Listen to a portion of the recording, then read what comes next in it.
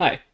Today we're going to start talking about singular value decomposition, which is a topic that will take us several lectures to get through, and which has like extremely important, extremely powerful consequences. But today what we're going to do is we're going to cover the basics of singular value decomposition, which means that we'll define it. We will look at a few basic properties, try to understand what it is, and then we'll also try to see how to do it in Julia. But the applications and the deeper properties will come in the next couple of lectures. Okay. So one way to think about singular value decomposition is it's kind of like diagonalization. Okay. It's not exactly like diagonalization. I'll explain the difference in a second. But so far, a lot of this course has focused on square matrices, eigenvalues, and eigenvectors, right? So far, we have focused a lot on square matrices, right? Rn by n, i.e. linear transformations from Rn to Rn, and eigenvectors and eigenvalues. And those only made sense for square matrices because we can only compare Ax to x if x and Ax live in the same vector space, right? But we saw that if A has n linearly independent eigenvectors,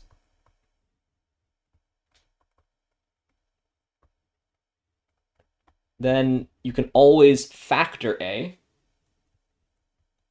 as x d x inverse, where x was invertible, d was diagonal, right? By taking the columns of x to be the n linearly independent eigenvectors, therefore it's invertible, and by taking d to be the diagonal matrix of eigenvalues.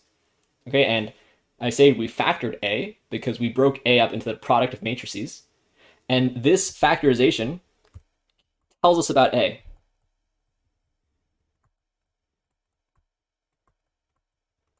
Right, this sheds some light on A. It tells you essentially that if you switch to the eigenbasis via x inverse, then what A does is it acts like a diagonal matrix, and then you can switch back to the standard basis. So this is seeing A as being like a diagonal matrix with respect to a different basis. That's what the factorization is telling you, right? And then we said stuff like, oh, well, if A is symmetric, you can always diagonalize it. So every symmetric real matrix is diagonalizable. And yeah, that's the spectral theorem. And diagonalization has useful consequences. Okay. Singular value decomposition is similar in that we will be able to factor matrices with something like a diagonal matrix in the middle and something like eigenvectors on either side. But for one thing, singular value decomposition will hold for any matrix of any size. So we don't need to focus on square matrices. So singular value decomposition, which throughout and everywhere in the world, maybe not everywhere in the world, but the standard abbreviation is SVD, is similar but different. Okay. Right, so now A is going to be an m by n matrix, and we're going to factor A. That's the decomposition part of the singular value decomposition. And we'll actually always be able to do it. Right? So even for a square matrix, you can't always diagonalize it. But for any matrix, you can always write down the singular value decomposition. Okay, so here's the theorem definition of singular value decomposition. Okay? So any matrix A, any in Rn by n, so of any size, with rank equal to R. So it doesn't matter what the rank is, but like the rank can be anything, and we can still write down the SVD, but the rank will become important in a second. Admits a factorization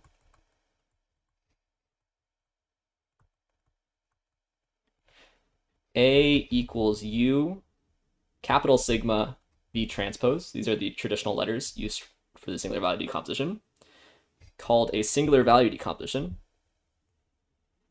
Okay, I'll just call it an SVD here. The matrices have the following properties.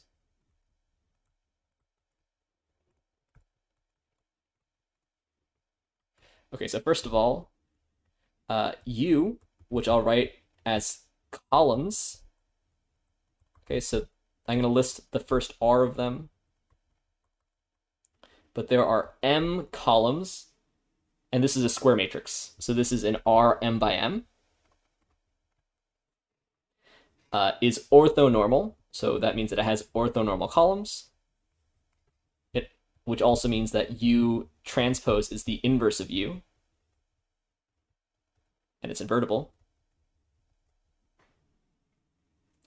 Okay, and here's the properties of the vectors that are the columns of U. So the first R columns, so U1 through UR, form an orthonormal basis of the column space of A.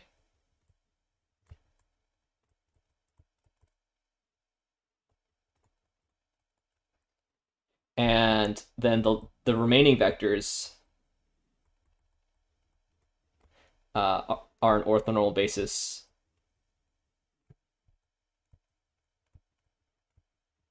of the null space of A transpose.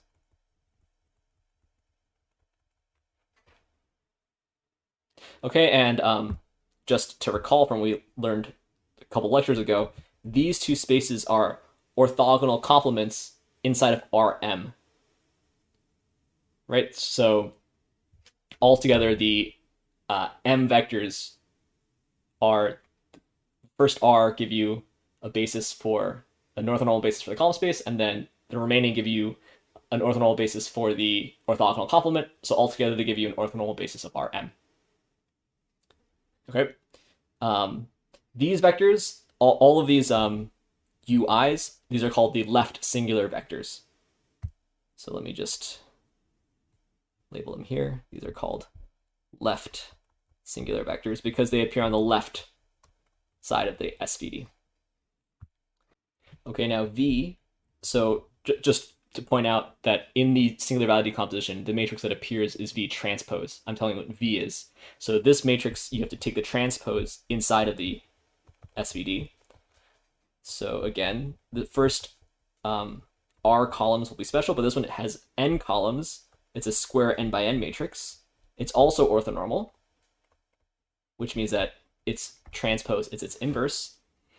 And the first R columns form a basis, an orthonormal basis, because it's an orthonormal matrix, of the row space of A. Note the row space and the column space have the same dimension, the rank of the matrix, right? So there's R of those, and the remaining vectors form an orthonormal basis of the null space of A. And again, those things are orthogonal complements, right? So inside of Rn, and these vectors V are called the right singular vectors. So I guess I'll just do that here. So the right singular vectors.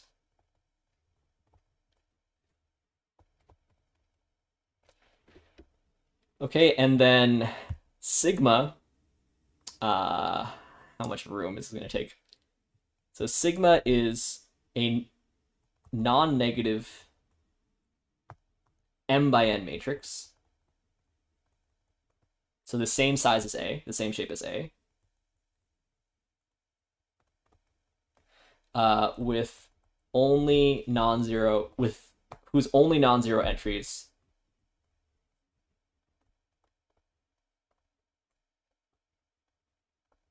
occur along the diagonal.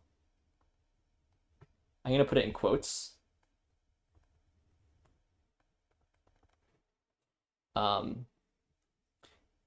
And appear in non-increasing,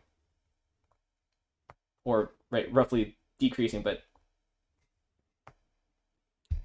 they could stay the same at some step order. Okay, so I kind of want this all on one slide, even though this slide isn't great. So I'm going to do a little box here. So sigma will look like it's not necessarily a square matrix. So by its diagonal entries, I mean 1, 1, 2, 2, 3, 3, 4, 4, but they might not go all the way to the bottom right, right? Or they might, right? If it's tall, right? If it's wide, the diagonal could go like this, right? If it were tall, the diagonal could go like this, right? It might not reach all the way to the bottom corner, but there'll be sigma 1, sigma 2, down to sigma r, and then there'll be zeros the rest of the way down the diagonal. So sigma 1 is greater than or equal to sigma 2 is greater than or equal to. They go down to sigma r, and then sigma r is non-negative. And these things are called the singular values, or the non-zero singular values. Sorry, this last one should be greater than, because what I'm saying is it will have exactly r positive values and the rest will be 0. And let me correct myself. We're only going to call the positive ones the singular values. Okay, so there's a nice picture in the notes, so I think it's worth writing down here. What it looks like is this one is a square matrix, right? This one is m by m. Let's just pretend that in this picture, m is going to be smaller than n. So this matrix is going to be wide, okay? So this is going to be m by m. The first r of them span the column space, and the remaining span the, given orthonormal basis of the null space of A transpose. So this is the column orthonormal basis for the column space. This is an orthonormal basis for the null space of A transpose. Okay, then A is m by n, so it's wider, right? Sigma has the same size as A, but and we'll have zeros everywhere else. So those are your singular values. And then V transpose is n by n. And I gave what V looked like, so now I'm going to take the transpose. So now I'm looking at the row vectors like this. There's the first r of them, and then there's the remaining ones. And these form a basis, an orthonormal basis of the row space of A. These form an orthonormal basis of the null space of A. Okay, so this looks at least a little bit like a diagonalization. A little bit because, first of all, everything's not square. Second of all, I didn't say anything about eigenvectors or eigenvalues. But you have something like a diagonal matrix. You have a non-square diagonal matrix in the middle, and you have some vectors, some matrices on either side, which are square but could be of different sizes, and they have some vectors that have some nice properties. Okay, so example, and here's where I'll talk about the difference between singular value decomposition and diagonalization. Okay, so this is a square matrix. It may or may not be diagonalizable. In fact, it is diagonalizable. You can do that on your own, but let me give you the singular value decomposition. So the SVD specifically is, so this matrix equals, it has full rank, so everything in sight is going to be 2 by 2. So 1, -3, 3, 1. Root 45, 0, 0, root 5. And 1 over root 2, -1 over root 2, 1 over root 2, 1 over root 2.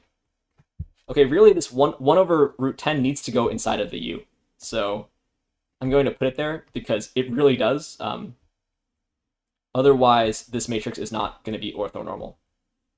But I understand why it's put on the outside in the notes. Okay, so this is U, this is sigma, this is V transpose.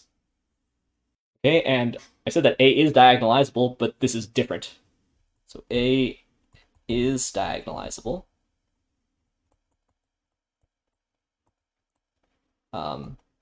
but the SVD is different. Okay, so of course, in general, the SVD works for any matrix, any size matrix. Diagonalization can only possibly work for square matrices, and even then, not every square matrix is diagonalizable. That's one difference. Here's another difference. The singular values are always positive real numbers, right? In a diagonalization, you have the eigenvalues. Those can be any complex numbers. They can be any real numbers. The singular values, the things that you get along the diagonal of sigma, are always going to be non-negative real numbers. Further, when you have a diagonalization, you take these x and x inverse on the left and the right. Those come from the eigenvectors, right? And the eigenvectors might not be orthogonal. You can always make them normal, but you can't always make them orthogonal to one another because you don't have any control over what directions the eigenspaces live in. So,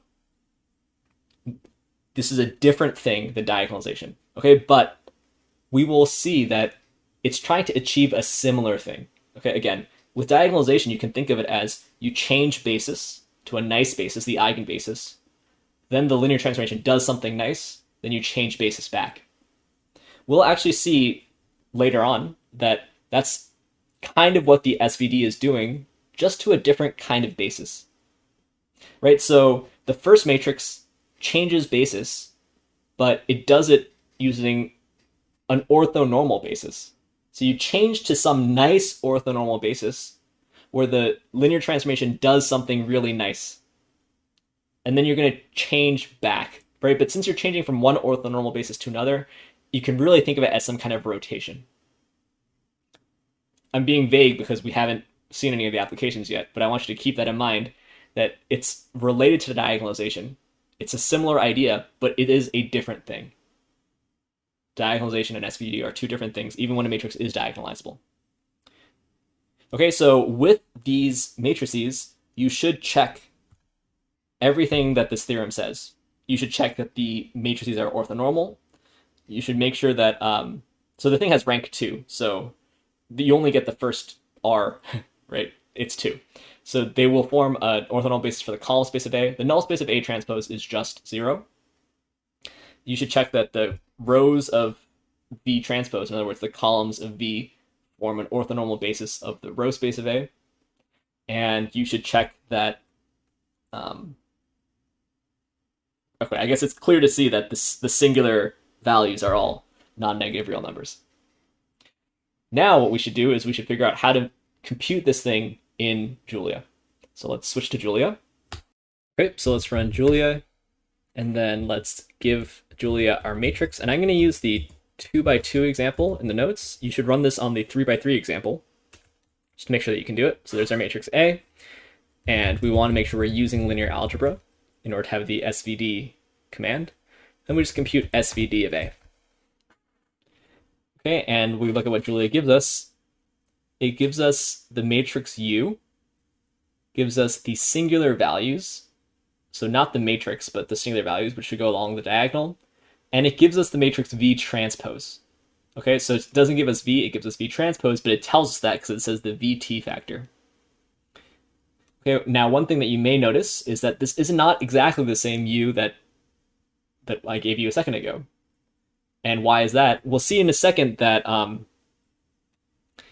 you can multiply any of the columns of U or the rows of V by -1, because that's not going to change the fact that it's an orthonormal basis of a certain space, right? Scaling doesn't change the space that you're spanning, and multiplying by -1 doesn't change the length either. It'll have the same length, it just points in the opposite direction.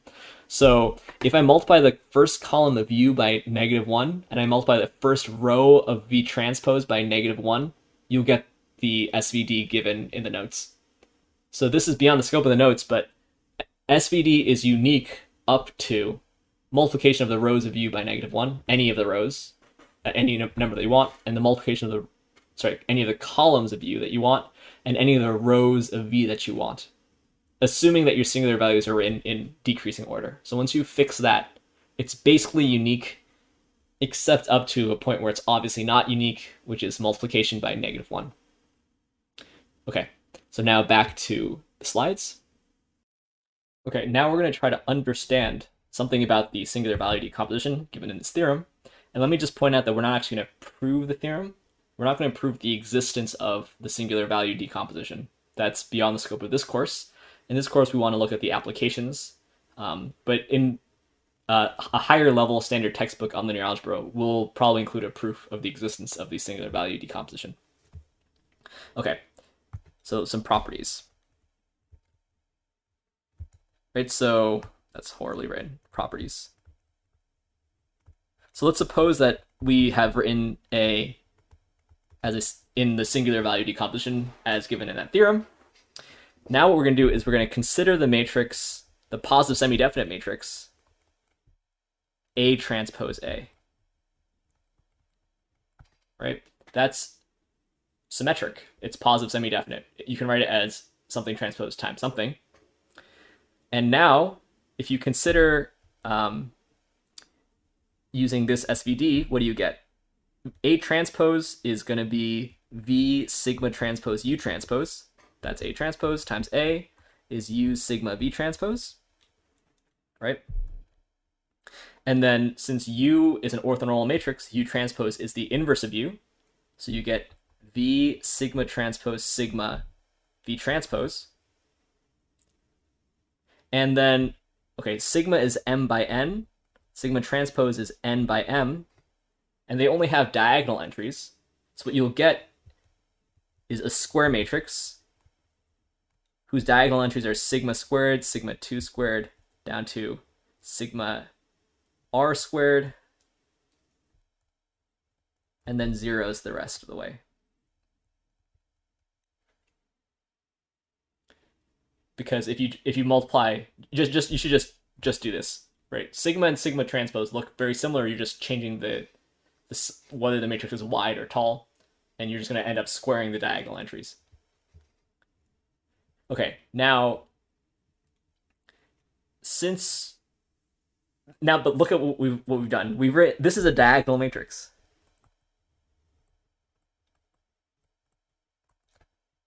Right? So what we've done is we've written A transpose A as an orthonormal matrix times a diagonal matrix times the inverse of that orthonormal matrix, because V is orthonormal, its transpose is its inverse. So A transpose A, we've just written this is the diagonalization of A transpose A, which is always diagonalizable because it's positive semi-definite. Because it's symmetric, actually, right? But because it's positive semi-definite, you also know that the eigenvalues are going to be non-negative, and these values here are squares of real numbers. They're all non-negative. So somehow the SVD is very, very closely related to the diagonalization of the symmetric matrix A transpose A. Okay, but we can also learn something about the singular values and the singular vectors from the fact that we know that we've gotten the diagonalization of A transpose A, the orthonormal diagonalization of A transpose A. So first of all, observation 1 is something that I just said 1 second ago. The sigma 1 through sigma r squared, these are the eigenvalues. Maybe I should say the non-zero eigenvalues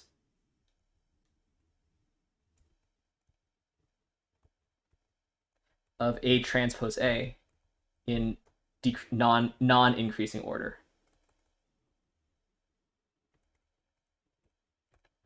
Right, and then also A transpose A has 0, 0, 0, 0 a bunch of times more as an eigenvalue. Which means that the eigenspace of 0, right, there's m or n minus r, right? So the 0 eigenspace has dimension n minus r. That's the number of times that 0 occurs as an eigenvalue, right? Which means that this is the dimension of the null space of A transpose A, right? The zero eigenspace is the same thing as the null space, which means that the dimension of the column space, which is the rank of A transpose A, is R, which was the rank of A. So A transpose A has the same rank as A. Okay? 2 is, we can think about the right singular vectors, the columns of V, right? So if you look at this, this is the diagonalization of A transpose A. That means that the columns of V form an orthonormal set of eigenvectors for A transpose A. So 2, the columns of V are n orthonormal eigenvectors of A transpose A, with the eigenvalues sigma I squared, right? So A transpose A vi equals sigma I squared vi for I between 1 and R, and A transpose A vi equals 0 for I greater than R, or let's say between R plus 1 and n. Right, but we just said that all of these vectors, like the last ones, that's a basis, an orthonormal basis for the zero eigenspace, which means that those ones form an orthonormal basis of the null space of A transpose A. Right, so this means that Vr plus 1 up through Vn, this is an orthonormal basis of A transpose A. Right, from our singular value decomposition theorem, all we said was that those form an orthonormal basis of the null space of A. But now we're saying that they form an orthonormal basis of, the null space of A transpose A, actually.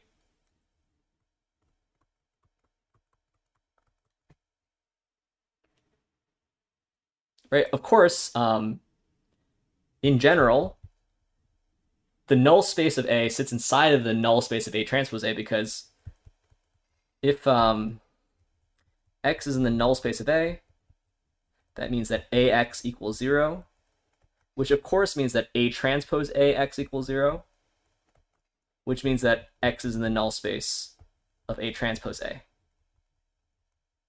Right, so you always have that the null space of A sits inside of the null space of A transpose A.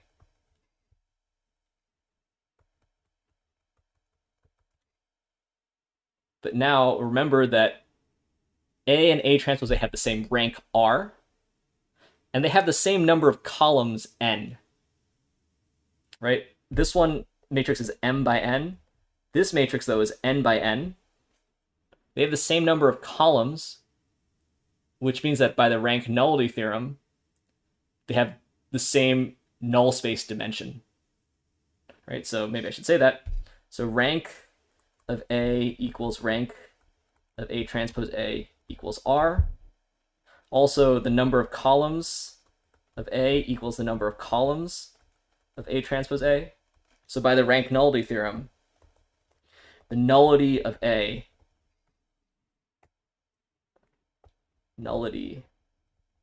equals the nullity of A transpose A. They're both n minus R, which means that they're actually, the null space of A has to be equal to the null space of A transpose A, because it sits inside and they're the same dimension. Right, so these are the same dimension. So this cloud tells you that these are the same dimension. So the null space of A actually equals the null space of A transpose A. So that's not an obvious fact, I don't think.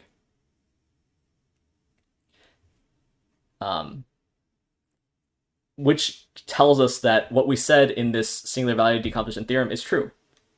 Those last R plus 1 through n right singular vectors will give you an orthonormal basis of the null space of A, because they gave you an orthonormal basis of the null space of A transpose A, but the null space of A transpose A is the same thing as the null space of A.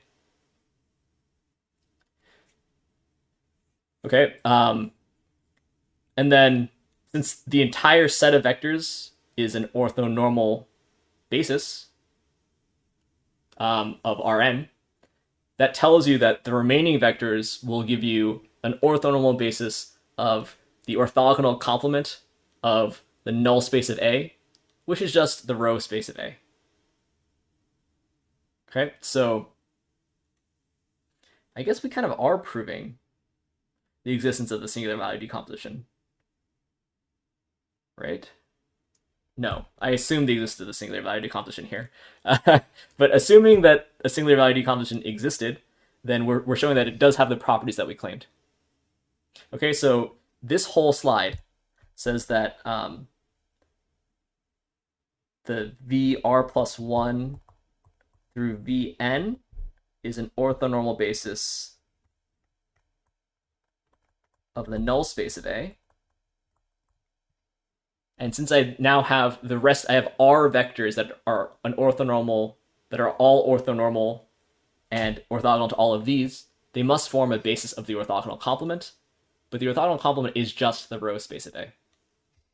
Okay, so since the orthogonal complement of the null space of A is the row space of A, this means that the first R of them are an orthonormal basis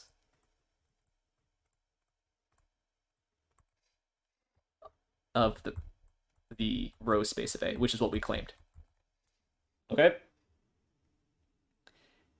So I think the notes do the correct thing here, which is they put these observations in a theorem as opposed to just in some observations. So let's state this as a lemma. Okay, a lemma is just a theorem, a mini theorem. So suppose A is an m by n matrix of rank R.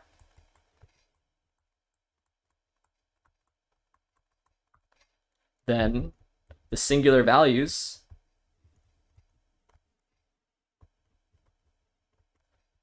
sigma 1 through sigma r are the positive square roots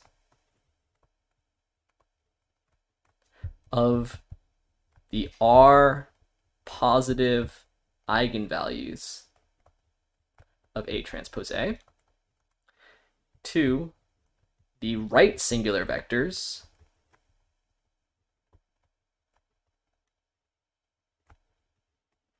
v1 up through vn form an orthonormal basis of eigenvectors of A transpose A.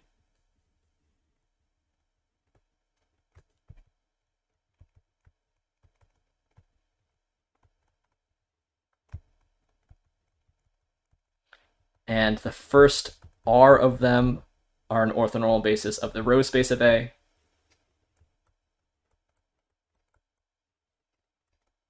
And the remaining ones are an orthonormal basis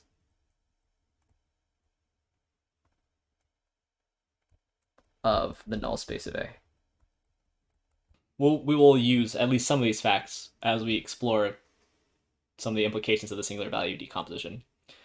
Okay, now you could do all of this, you could do the same exact thing that we just did, except instead of looking at A transpose A, you could look at A transpose. Right? So look at if A equals U sigma V transpose, then A transpose will look like U sigma V transpose times V sigma transpose U transpose, which will be U sigma sigma transpose U transpose. And sigma sigma transpose is again a diagonal matrix. It's of a different size. This time it'll be m by m.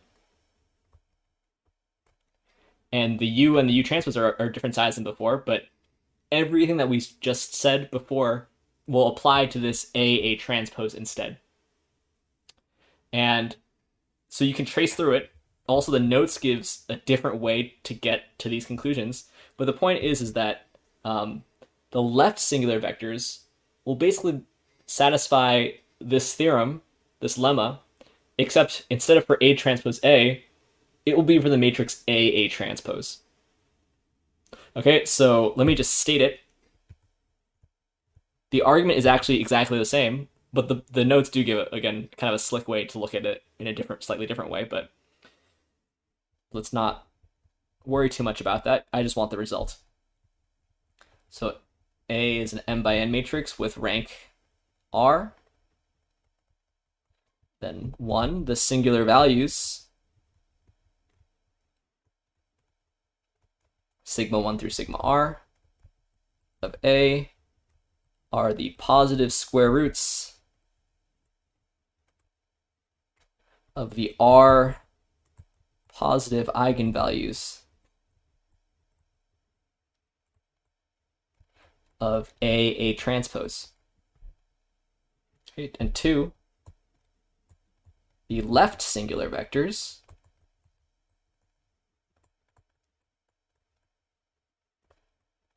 there are m of them, not n of them, u1 through um, are an orthonormal basis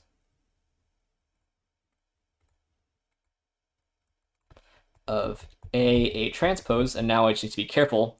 If I look at the first r of them versus the last m minus r of them, this will be an orthonormal basis now of the null space of A transpose. Right, I need to be careful because now my transpose is sitting on the right-hand side matrix, not the left-hand side matrix. So before we had the null space of A, so it was like the right-hand matrix. So now we have the null space of A transpose. And then recalling that the null space of A transpose is the orthogonal complement of the column space of A, these should form an orthonormal basis for the column space of A.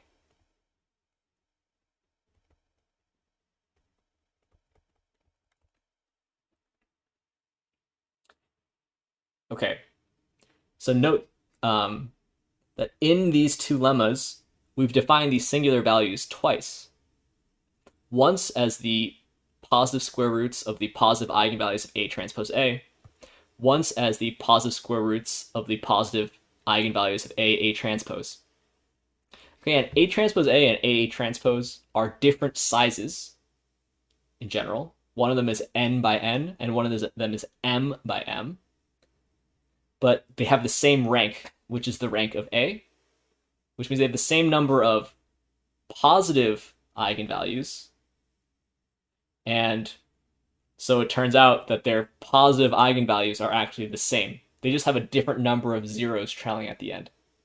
So even though it looks like we've defined them twice, it turns out that you will get the same result either way. Okay.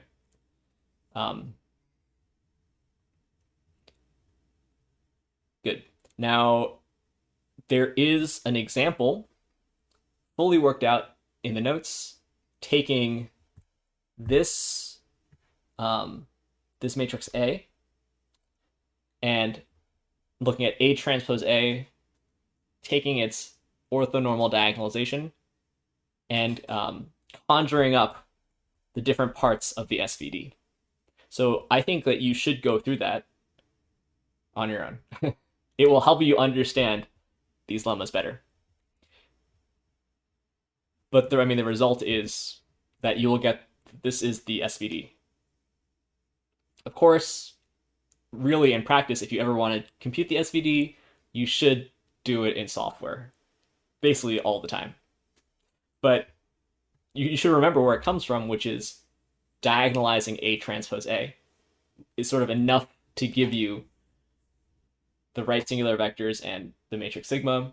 And then I suppose that's why the book goes in, the notes give you a sort of a slick way without having to do A transpose to look at the left singular vectors. But I'm only interested in the result for this lecture anyway. Okay. Now there's a thing called the reduced SVD, which is, to be honest, more what you actually use in practice.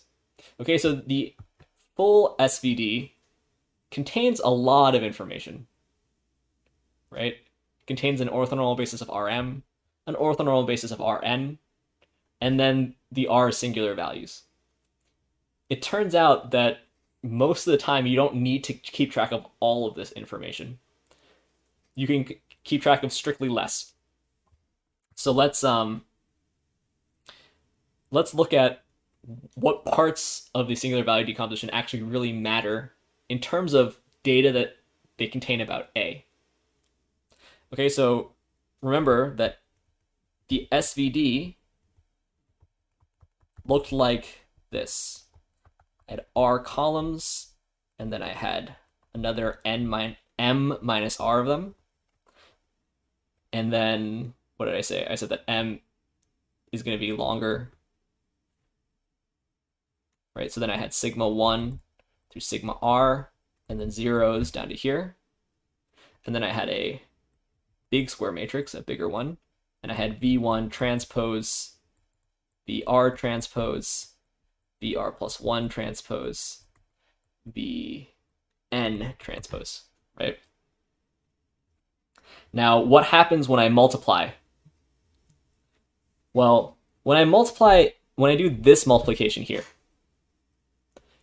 all these zeros at the bottom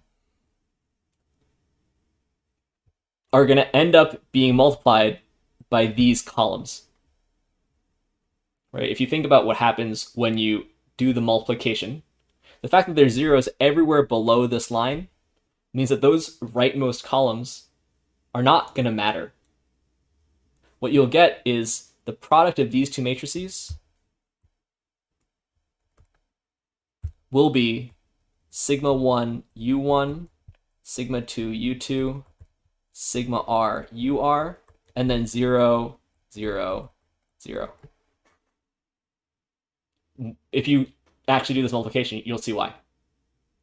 So just multiplying U and sigma, actually the R plus 1 through M, the last of the left singular vectors, don't matter in the product. They actually could be anything, and you would still get the same result of U times sigma.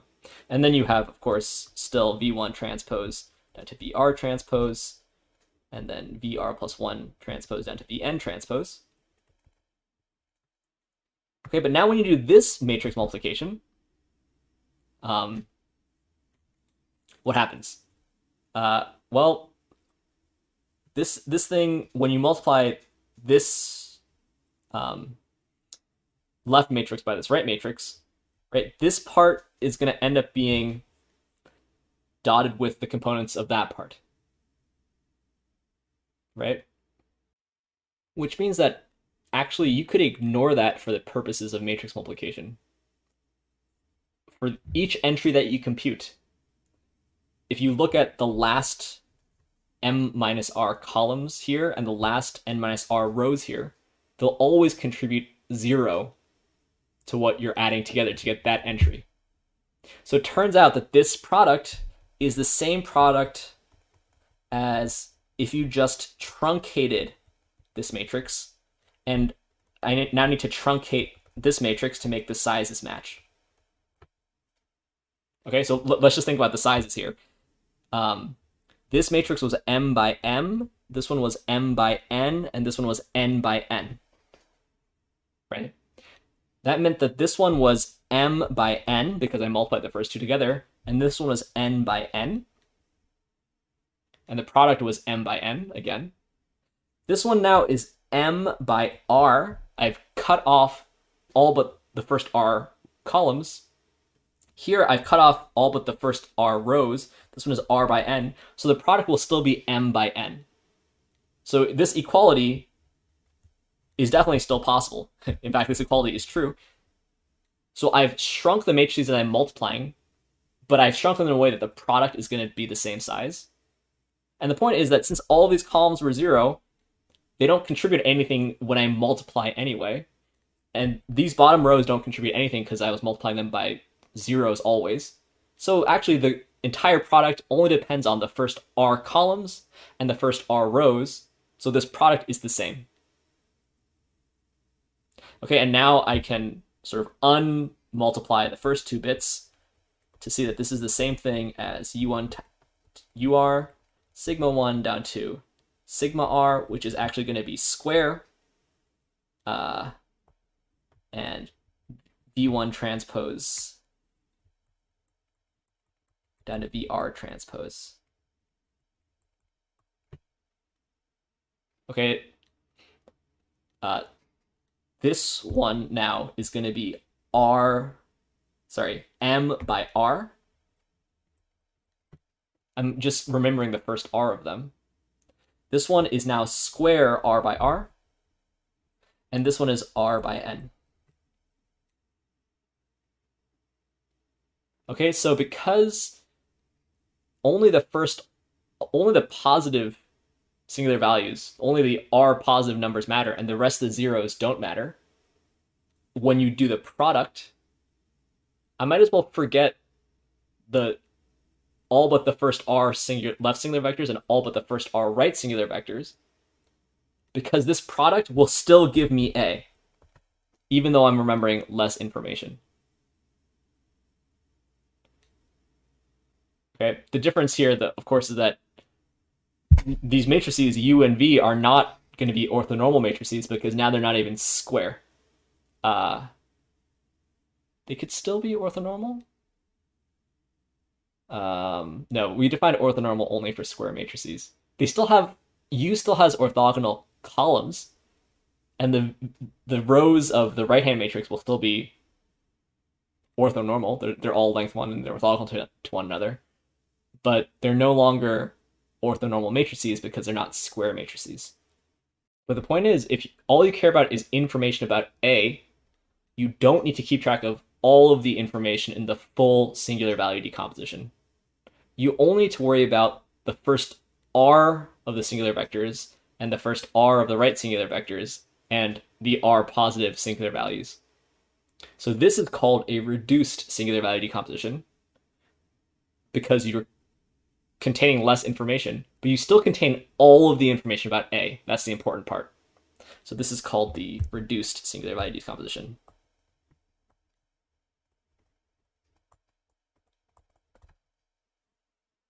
But since it carries all the information about A, it's all you ever really need if you want to study A. And in fact, when you run SVD on Julia, it actually gives you the reduced singular value decomposition, because it would not be hard for you to just produce the full singular value decomposition if you wanted. Now, the reason that we didn't see it last time is because our matrix had full rank. It was rank 2 and it was 2 by 2. So you had to keep track of all of the information. If you have a low rank matrix, it makes a lot more sense to only keep track of the little amount of information that you actually need. So let's take a look at Julia, where we get a low rank matrix and see how it spits out the SVD. Okay, so I've just been messing around in Julia and I've realized that something that I said a second ago is not actually true. Julia does not give you the reduced SVD. It gives you something kind of in between. So let's take a look at it. Let's take the matrix A from the notes, example 1.2.3. It's this matrix here. It gives you a little bit more than the reduced SVD. Okay, so if we take a look at the SVD of A, right, I need to use linear algebra. Forgot to do that. If we look at the SVD of A, what do we see? First of all, the first thing to notice is that there's 3 singular values, which means that A has rank 3. Which means that, I mean, A is a 3 by 5 matrix. The highest rank it can possibly have is 3, so A is a full rank matrix, right? How much information do you need to keep track of? Well, you need the 3 singular values. You still need to have 3 left singular vectors. So you'll still have a 3 by 3 matrix on the left, but on the right, you only need 3 singular vectors. So instead of keep track of a 5 by 5 matrix, you can get away with a 3 by 5 matrix by just forgetting the 2 bottom rows of the full SVD. So in that sense, Julia has given us something of a reduced SVD because it's just ignoring the last 2 rows of the right singular vector matrix because you don't need them to compute A. But I just discovered by messing around a little bit that it doesn't actually give you the reduced SVD. It only takes into account the sizes. So let's now give it an actual low rank matrix. So let's give it 1, 2, 3, 4, 5, 2, 4, 6, 8, 10, -1, -2, -3, -4, -5. Okay, so this is a low rank 3 by 5 matrix. And let's compute its singular value decomposition. As you can see, our matrix had rank 1. It only had 1 linearly independent row, right? So I only get 1 non-zero singular value, but Julia is still giving me 2 0 singular values. So it's not giving me the reduced SVD because it's keeping track of a little bit more information. Basically, it just reduces to the smaller dimension of the matrix is what Julia does, right? So it's a 3x5 matrix. So the most you'll ever need is 3 left singular vectors, 3 right singular vectors, and 3 singular values. So it treats it like that. Really, you can get away with, though, just the first singular vector, the first singular value, and the first singular vector on the right. Let me show you. Right, so let's let u be the first vector here. So I'm sure there's a better way to grab it out of the output of Julia, but I didn't think that hard. So there's u, just the first one.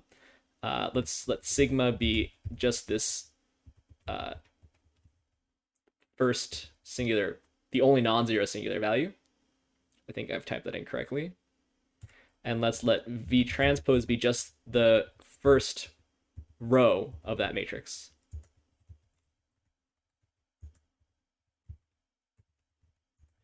Zero 0.53936, 0.6742.